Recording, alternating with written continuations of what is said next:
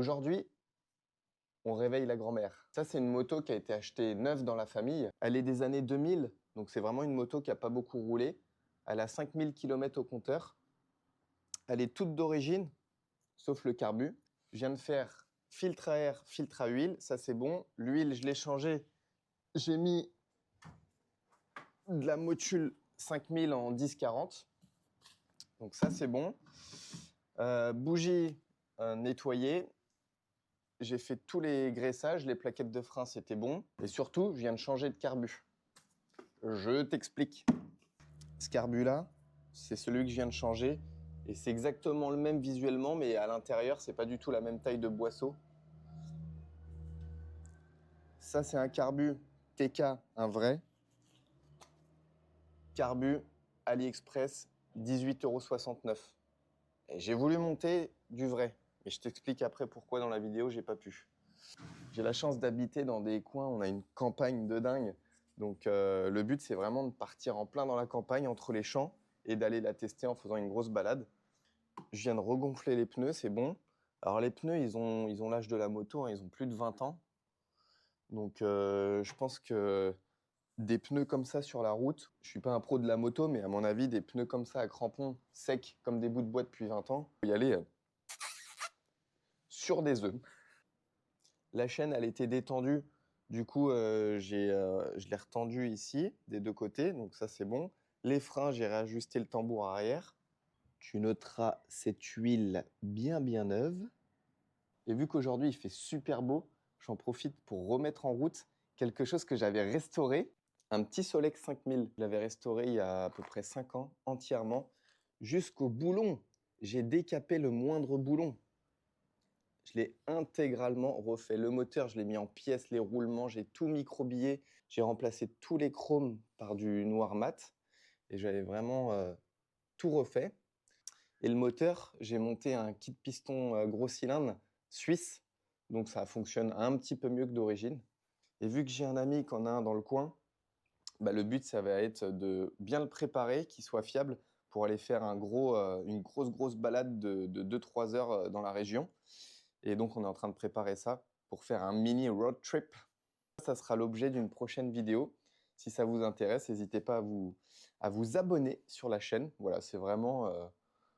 Aujourd'hui, on change un peu de l'aviation. C'est vraiment journée mécanique. Lumière, oui. Coupe-circuit, oui. Starter, oui. Ça, c'est les loupiottes, on s'en fout. C'est bizarre d'être en plein phare, tiens. Klaxon, oui. Je sais pas s'il y a un robinet. Réserve off, on. Ça, c'est bon. Ah oui, j'avais oublié qu'il y avait une réserve là-dessus. Aller au neutre.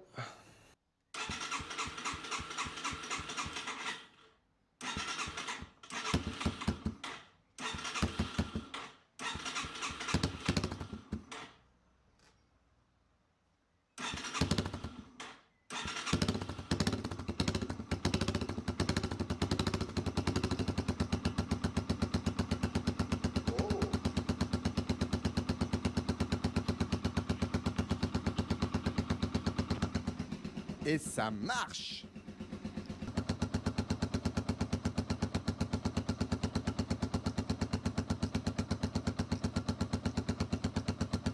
Oh, ce ralenti de compétition, j'adore. T'entends les allers-retours du piston, c'est tellement lent, tu sais. Ça a l'air de bien tourner. Eh, j'ai tellement hâte d'aller tester un carbu AliExpress à 18,69 €. J'en reviens toujours pas. Bon, il n'y a rien à dire, mais ça va quand même beaucoup mieux quand tu mets le bon carburateur.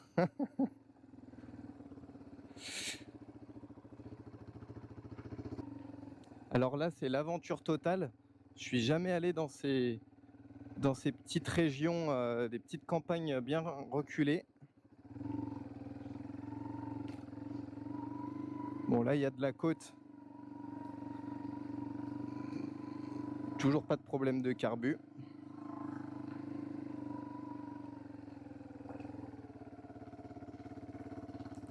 Oh non, les petits moutons. Mais non, tous les petits moutons. Oh, génial. Oh, il y a des bébés moutons. Mais non, mais il y en a combien là? C'est fou ça. Ah, trop bien.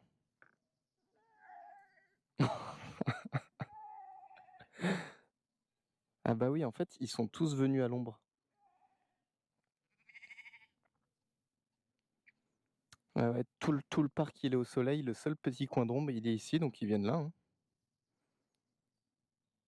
Ah, il y a des petits bébés moutons là-bas, ils sont tout mignons.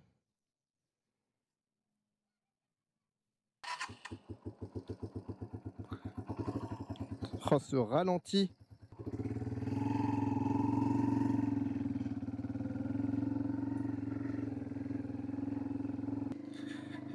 Tu vois, le gros avantage d'un TW 125 comme ça, c'est que déjà, les pièces, ça vaut rien du tout. La moto à l'achat, ça coûte pas très cher non plus. Ça consomme pas. Et les pièces, t'en as de partout. Donc, c'est vraiment une moto qui est ultra fiable. J'ai discuté avec beaucoup de personnes sur des groupes Facebook qu'on avait. Et globalement, c'est vraiment une moto très fiable. Donc c'est vraiment des super bonnes motos pour celui qui veut se faire plaisir pour pas très cher et pouvoir rouler un peu partout, parce que tu vois, des chemins comme ça, il n'y a aucun souci, quoi.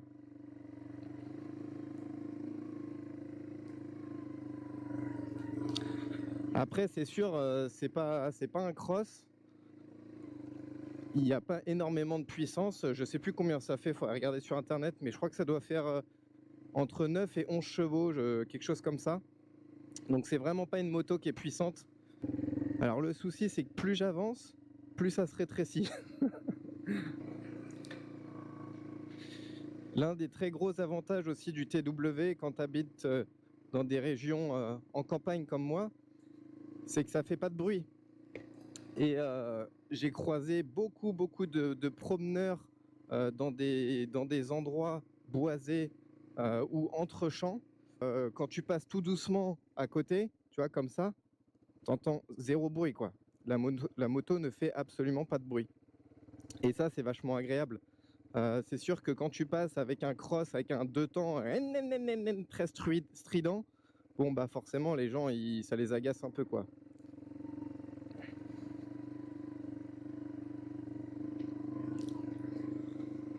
Après, j'adore les crosses.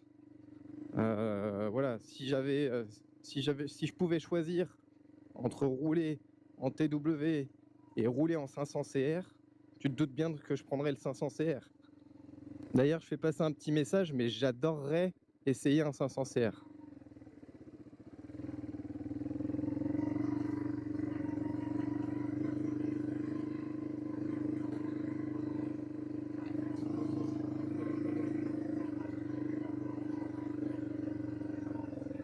Là, c'est la merde, Houston.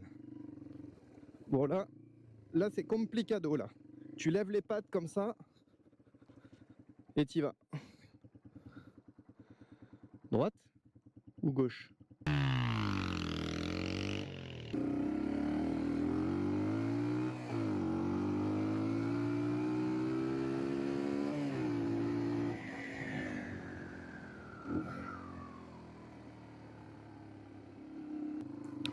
L'avantage du Tiwi 125 aussi, c'est qu'avec les très gros pneus larges comme ça, quand tu roules dans du sable, bah, c'est assez stable en fait.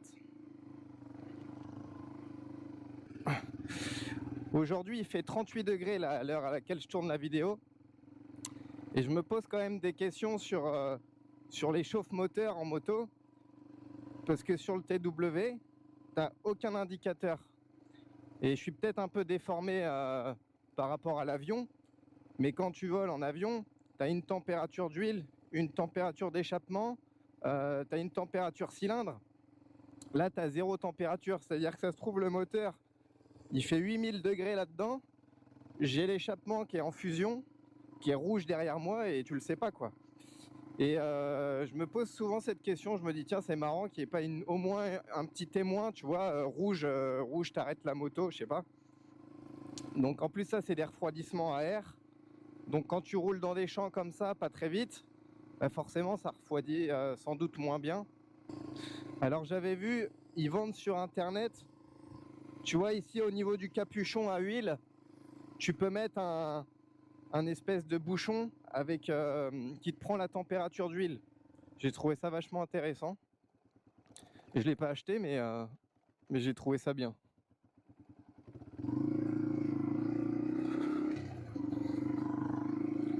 Je suis tellement curieux quand je vois des petites cabanes au bord des forêts comme ça. Tu vois, alors à la fois je suis toujours très curieux, mais à la fois j'ai toujours peur qu'il y ait un mec qui me saute dessus là. Il y a des gars qui font de l'urbex qui vont dans ces trucs là. Moi je rentre pas là-dedans, t'es fou. Je sais absolument pas où je suis. Je fais une petite pause parce que j'ai trouvé des chevaux qui étaient magnifiques. Lui il fait peur parce qu'il a l'espèce de camisole sur la tête. Mais je crois que c'est pour les mouches, ça. Pour qu'il soit tranquille pour les mouches. En tout cas ils sont beaux, hein. Le deuxième derrière il est magnifique aussi.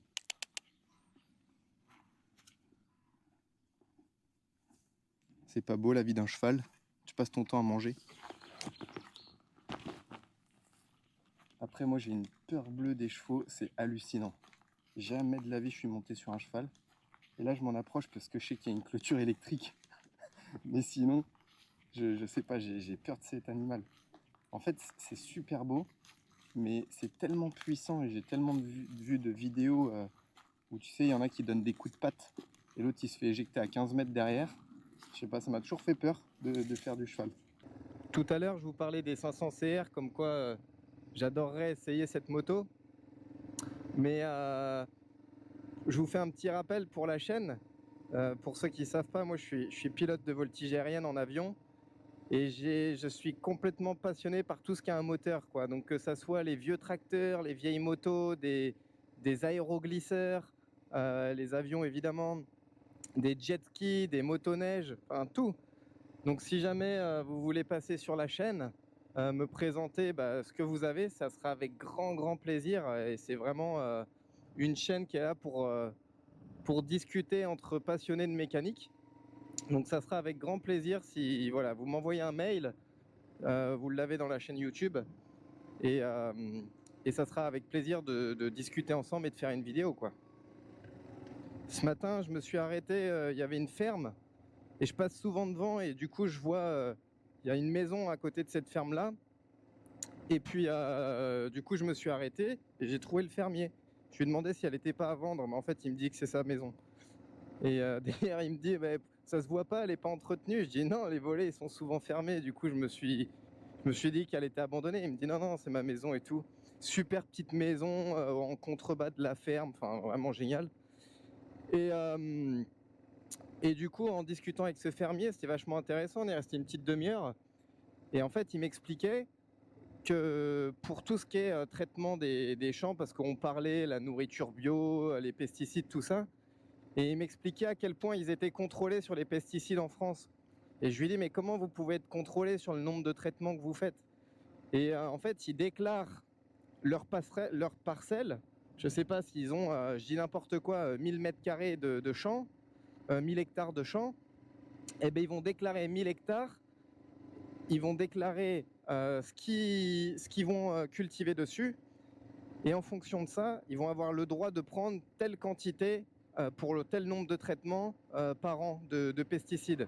Et ils me disaient que ils étaient ultra contrôlés, quoi. Donc j'ai trouvé ça vraiment très intéressant. Et ils me racontaient qu'en fait, il y avait énormément de pesticides qui étaient autorisés dans d'autres pays, les pays de l'Est, même en Espagne. Il y a beaucoup de fruits qui viennent d'Espagne. Et ils traitent avec des pesticides qui sont interdits en France.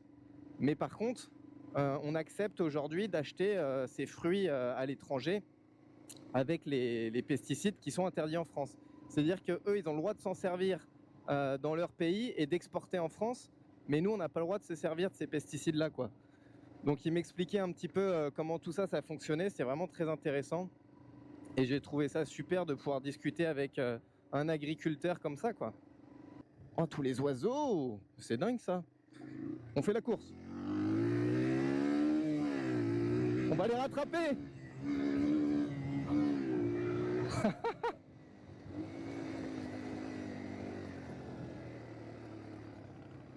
Ça, c'est quoi? C'est des corbeaux, ça? Quand tu connais un peu le coin comme ça, et que tu connais les aérodromes, l'avantage, c'est que tu peux faire quand même des, des super plans, quoi. Il y a quand même des mecs sur Terre qui ont mis des moteurs en étoile comme ça, sur des motos. Qu'est-ce qu'il est beau, ce T28. Magnifique.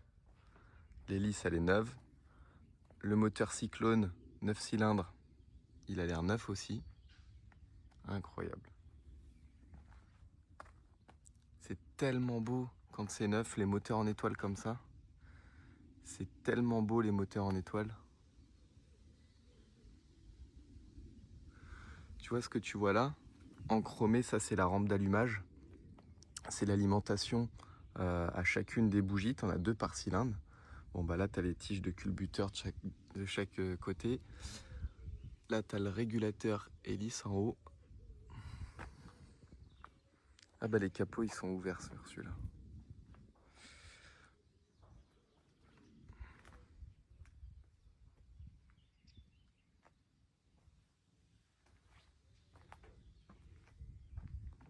Bon, je suis parti du principe que tout fonctionnait bien sur la moto, que le carburateur c'était bon. Bon, après le reste, bougie, vidange, filtre, ça y a pas de raison, mais c'était surtout le carbu qui m'inquiétait.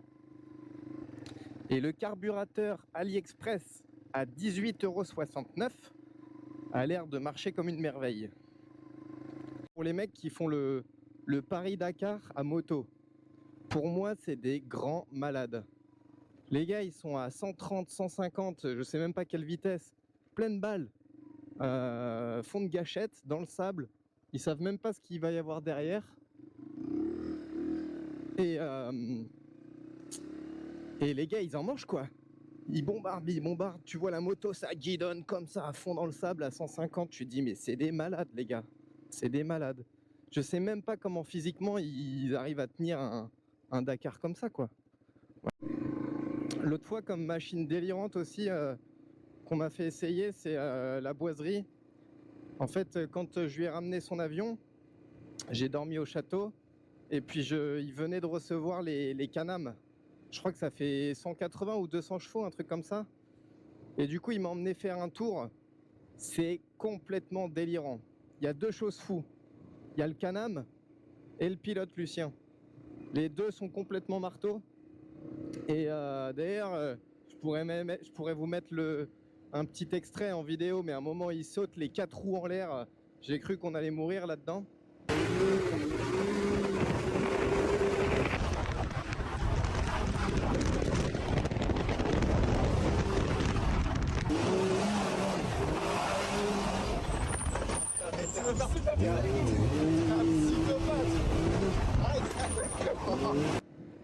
Mais ouais, c'est délirant les Can-Am. Franchement, ils ont vraiment fait quelque chose de très très très performant et solide.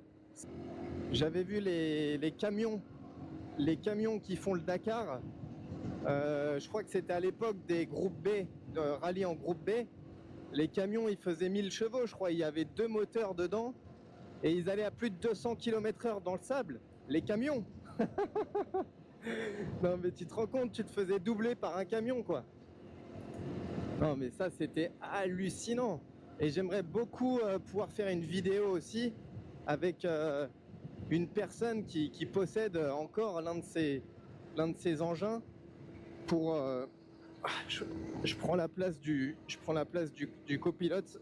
La selle elle est beaucoup plus molle là-bas, ça fait moins mal au cul. Mais ouais, j'aimerais énormément pouvoir faire une vidéo comme ça avec des voitures, des motos ou les camions du Dakar. Ça doit être complètement fou l'engineering déjà à l'époque qu'ils avaient sur les transmissions, sur la fiabilité des moteurs, les ponts, les amortisseurs. Tu te dis dans les années déjà 70-80, on était déjà au top quoi. Si le carbu AliExpress, il me lâche ici là je suis dans la mouise jusqu'au cou. Hein. Pour aller venir dépanner ici, ça fait 10 minutes que je roule à travers champs où je suis enfoncé dans des forêts là. Ouais, là faut pas tomber en panne. Là tu pries pour que les petits Chinois Ils ont fait du bon boulot sur ton carburateur à 18,69 €, tu vois. Putain, mais ça grimpait.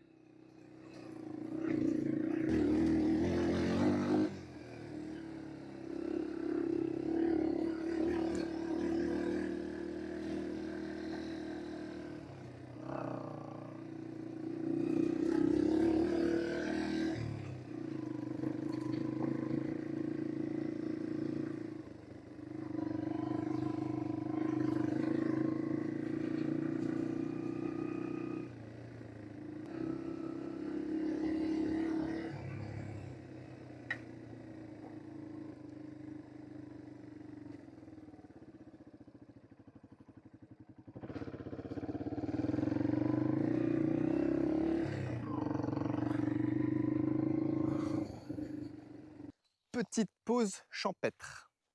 Ça fait ouais, à peu près 2 heures que je suis parti en balade. Donc, le carburateur, j'ai regardé, il n'y a rien qu'à bouger. Là, j'avais bricolé le renvoi parce qu'en fait, ça, c'est une moto, c'est une phase 1 à la base. Et donc, du coup, c'est un simple tirage, il n'y a pas de câble. Donc, j'ai bricolé ça, ça fonctionne très bien. Les manchons, ils n'ont pas bougé. Voilà, je suis vraiment très étonné que le carburateur à 18,69 € d'AliExpress fonctionne à merveille. Au début, je voulais vraiment pas mettre un carburateur chinois, je voulais mettre du Yamaha. Il y avait 2 solutions. Soit j'en trouvais un neuf, c'était 350 €, 330 je crois, et je suis même pas sûr que ça se fasse encore. Ou sinon, je pouvais mettre un carburateur d'occasion, ce que je voulais faire. Je suis allé sur mon site préféré, Le Bon Coin, mais non, impossible de trouver un carburateur de phase 2. Je me suis inscrit sur des groupes Facebook, tout ça, mais rien à faire. Et puis en regardant sur AliExpress, par curiosité, non, même pas. En fait, j'avais tapé le code, parce que c'est un TK, le carburateur. Et donc j'avais tapé TK et la référence, et je vois, ça me suggère AliExpress, le carburateur super bien noté, tout ça. Je regarde, 18 €. Je dis non, c'est pas possible. Même si ça fonctionne bien, je ne peux pas monter un carburateur à 18 €. Tu te dis, ça ne peut pas fonctionner. Une pépite, une merveille. Les TW, comme je disais tout à l'heure, ça vaut vraiment rien. C'est très fiable, c'est rigolo, tu as un pneu à l'arrière, il est énorme. Et voilà, c'est une moto, je trouve qu'elle vieillit très bien, elle a déjà plus de 20 ans. Ouh, la petite brindille champêtre. Ouais, ça, je suis dégoûté parce que en fait, j'avais une batterie au plomb avant, et j'en ai changé 2 fois, je crois. Et vu que je me servais jamais de la moto, bah, forcément, elle tombait en panne. Enfin, la batterie ne fonctionnait plus, quoi. Et un jour, pourtant, j'avais mis la durite d'évacuation en dessous, mais ça avait bouffé la durite et l'acide est venu couler ici. C'est-à-dire qu'il faudrait que je repeigne la ligne pour bien faire, et le bras oscillant. L'avantage du carburateur de phase 2, c'est vraiment le ralenti. En fait, sur les phases 1, c'était un carbu classique avec un boisseau et une aiguille au-dessus. Et je ne sais pas pourquoi sur cette moto, ça n'a jamais bien fonctionné, même d'origine, hein. J'ai essayé plein de réglages différents avec des puits d'aiguilles différents, et j'avais jamais la bonne carburation. Soit j'avais des gros trous à l'accélération, soit elle tenait pas le ralenti. Et c'était vraiment très compliqué de trouver un réglage. Pourtant, je suis souvent partisan de toujours le laisser d'origine. J'ai pas mis de pot d'échappement, il n'y a pas eu de cornet, il n'y a pas eu de gicleur avec une taille de gicleur au-dessus, il n'y a rien eu de tout ça, et je sais pas, ça fonctionnait pas. Du coup, j'en ai eu marre, et en fait, j'ai eu l'idée de mettre un carbu de phase 2. Sauf que quand j'ai acheté le carbu de phase 2, je sais pas pourquoi, il y a 5 ans peut-être, je me suis trompé. J'ai pris la bonne marque, je monte le carbu, la moto, une horloge suisse, ça démarre au 8e de tour, tout était parfait, mais elle avançait pas. Tu vois, ça tirait pas fort, ça avançait à 80, et vu que je roulais jamais avec la moto, en fait, je m'en rendais pas compte, moi. Et puis là, il y a peut-être 2-3 mois, je me dis: «C'est quand même bizarre». Je sais que c'est un veau, c'est de 125, mais c'est quand même censé prendre au moins 100-110, quoi. Et je regarde le carburateur, et je prends une photo, j'envoie ça à ChatGPT. Et il me dit, écoute, mec, tu t'es trompé. C'est un carbu, c'est le bon carbu, mais pour une Yamaha 50. Non. Du coup, je regarde la référence, je dis, ouais, ChatGPT, il s'est trompé, c'est pas possible. Mais Elon Musk, il se trompe rarement quand même. Du coup, je contrôle l'information de ChatGPT, et là, effectivement, j'ai monté un carbu pour un 50. Donc c'est de là après où j'ai cherché un autre carburateur. Et en fait, c'était les tailles des boisseaux dedans qui étaient pas pareilles. Sinon, tout le reste, c'est à l'identique. Tu superposes les deux carbus, tu vois pas la différence, mais c'est à l'intérieur. Et forcément, bah, là, ça va beaucoup mieux. La moto, elle prend 110. Et puis quand tu accélères, ça part plus fort. Alors j'ai quand même un doute sur quelque chose. Quand j'ai fait la vidange, j'ai remis la quantité d'huile exacte qu'il y a dans la documentation. Mais par contre, l'œilleton, quand on le regarde, bon forcément, là, la moto, elle est sur un ballot de paille, donc il t'indique 0. Mais quand je mets la moto bien à plat, tu vois, tu as 2 traits. Le premier, je doute que ce soit le minimum, et le deuxième, le maximum. Mais quand tu mets la quantité d'huile que la documentation te dit, tu es bien au-dessus, l'œilleton est complètement rempli. Donc, dites-moi dans les commentaires si c'est normal, j'en ai aucune idée. Et moi, je me pose la question, je me dis, voilà, s'ils ont fait un mini, un maxi, il y a une raison. Peut-être que s'il y a trop d'huile, ça peut faire une surpression. Mais d'un autre côté, j'ai mis la quantité d'huile que la doc recommande. Donc là, j'avoue que je ne comprends pas.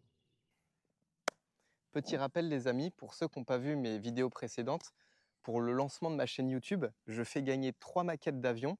C'est l'avion sur lequel j'avais remporté les championnats du monde aux États-Unis à Las Vegas en 2023. Et donc, j'avais fait faire des petites maquettes. Et là, ça me faisait plaisir. Donc, je fais gagner 3 maquettes. Il y aura 3 gagnants. Et je ferai une vidéo en octobre pour savoir qui sont les gagnants. Alors, pour les gagner, c'est très simple. Il faut s'abonner à la chaîne, si tu en as envie, bien sûr, et mettre un commentaire dans l'une des vidéos, n'importe laquelle. Et comme j'avais expliqué, ton commentaire, n'hésite pas à me dire ce que tu veux savoir, principalement en voltige aérienne. Si tu veux savoir comment on se prépare avant les vols, si tu veux savoir comment je me prépare physiquement avant les vols, combien de G le corps humain il peut encaisser, combien de temps les vols y durent, comment on est jugé, la maintenance de l'avion, comment un avion s'est entretenu, tous les combien de temps. Donc n'hésite pas dans ton commentaire à me dire des choses dont tu as envie de voir.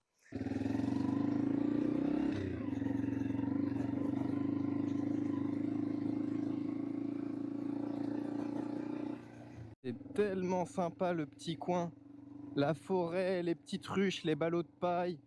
Ah, c'est génial. De temps en temps, le soir ici, je vois des parapentes à très basse altitude, limite les pieds dans les cimes de sapins, tu sais. Les gars, ils sont heureux, ça doit être génial ici. Ils sont là, ils se posent dans le champ, ils redécollent. Tu voles à 50 km/h, tu vois, tu rases les forêts, tu vois les petites bichettes. Bon, je viens tout juste de rentrer de la balade. Du coup, j'ai fait 60 km au total. 67. 67 km au total. Tu noteras ce ralenti aux petits oignons. Bon les amis, j'espère que cette vidéo vous a plu. J'en profite pour vous rappeler que je fais gagner 3 petites maquettes pour le lancement de ma chaîne YouTube. Pour participer, c'est très simple. Tu as juste à t'abonner sur la chaîne, si tu en as envie, et à mettre un commentaire sur n'importe quelle vidéo. Et je ferai un tirage au sort en octobre pour les 3 gagnants.